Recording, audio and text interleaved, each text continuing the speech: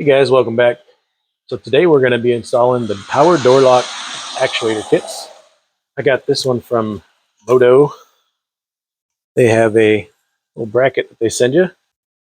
So basically this bracket bolts to the inside of the door panel on the inner door shell, and it stands off just enough with these holes here. You can mount a door lock actuator.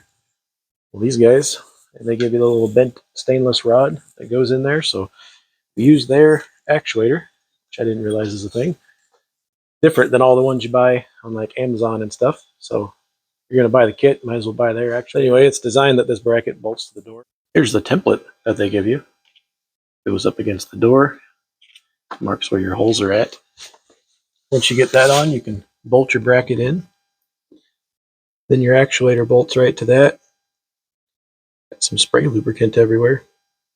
Now if you get in here kind of close, let's see if I can show you here. You can see where the two holes are up top, and the two holes are down bottom. Those are where you're supposed to bolt their actuators. Over here on the bench, here's their bracket. Now the holes line up with a normal actuator, right? Their actuator doesn't have this little head on it. The head, I guess you could say this little throat right here isn't there.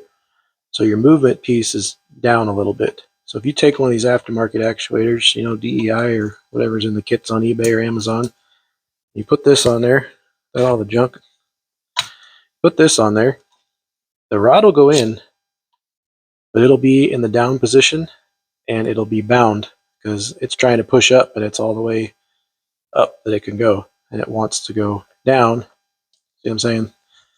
There's not going to be enough travel. So what I did was I moved it down just that little bit.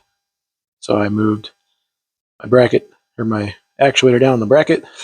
Essentially, instead of capturing these two holes here, I just slid it down a little bit, and that allowed me to, probably not the best mounting in the world, but I ran my screw through here with a washer, pinched down on the bottom so it's not going to turn, and then I drilled me one hole up here, and that gave me the throw that I needed.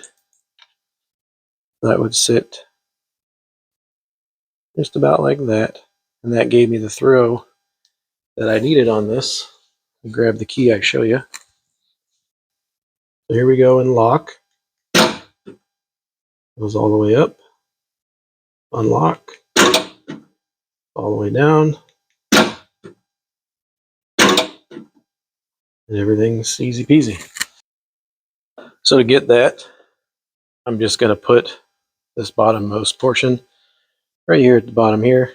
I measured the spacing between these two bolt holes, 2 1/4. So I'm just going to come up from the bottom, put me a hole right there at 2 1/4. Make sure I'm using the outside ones, because if you go on the inside, like I messed up on that bracket, it'll bind on things. So we're going to do the outside bracket and drill a hole. Here's the driver's side, which I did not need to offset. These aftermarket actuators. There's just a difference between how I flip the left and right bracket, but anyway, that's how they go in there. I'll lock it, unlock it. Needs to be full travel.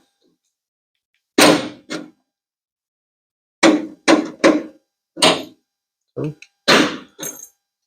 that appears to be good. So overall, it's a pretty good little kit from Modo Innovations.